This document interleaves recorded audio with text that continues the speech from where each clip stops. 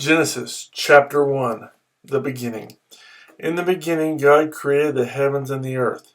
Now the earth was formless and empty. Darkness was over the surface of the deep, and the Spirit of God was hovering over the waters. And God said, "Let there be light," and there was light.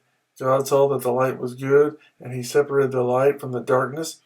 God called the light day, and the darkness he called night. And there was evening, and there was morning, the first day. And God said, "Let there be an expanse between the waters to separate water from water." So God made the expanse and separated the water under the expanse from the water above it, and it was so.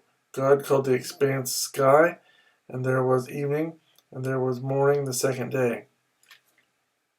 And God said, "Let the water under the sky be gathered to one place, and let dry ground appear." And it was so.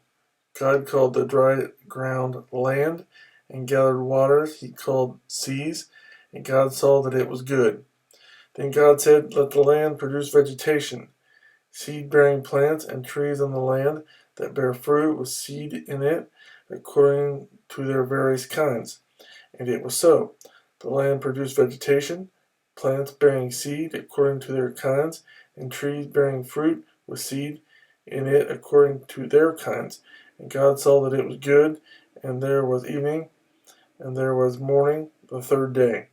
And God said, "Let there be lights in the expanse of the sky to separate the day from the night, and let them serve as signs to mark seasons and days and years, and let them be lights in the expanse of the sky to give light on the earth." And it was so. God made two great lights, the greater light to govern the day, and the lesser light to govern the night. He also made the stars. God set them in the expanse of the sky to give light on the earth, to govern the day and the night, and to separate light from darkness. And God saw that it was good. And there was evening, and there was morning, the fourth day. And God said, "Let the water teem with living creatures, and let birds fly above the earth across the expanse of the sky."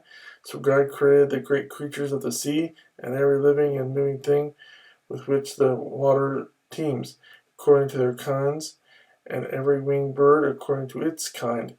And God saw that it was good. God blessed them and said, "Be fruitful and increase in number, and fill the water and the seas, and let the birds increase on the earth."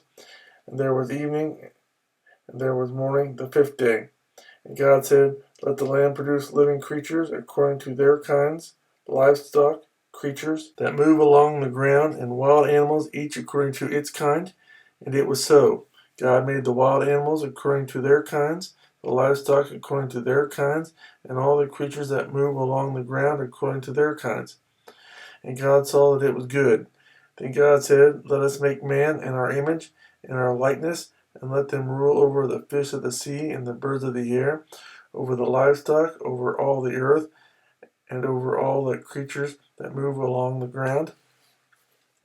So God created man in his own image. In the image of God he created him, male and female he created them. God blessed them and said to them, "Be fruitful and increase in number, fill the earth and subdue it, rule over the fish of the sea and the birds of the air, and over every living creature that moves on the ground."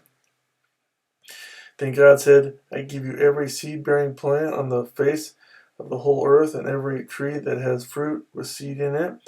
They will be yours for food, and to all the beasts of the earth, and all the birds of the air, and all the creatures that move on the ground, everything that has the breath of life in it. I give every green plant for food." And it was so. God saw all that he had made, and it was very good. And there was evening, and there was morning, the sixth day.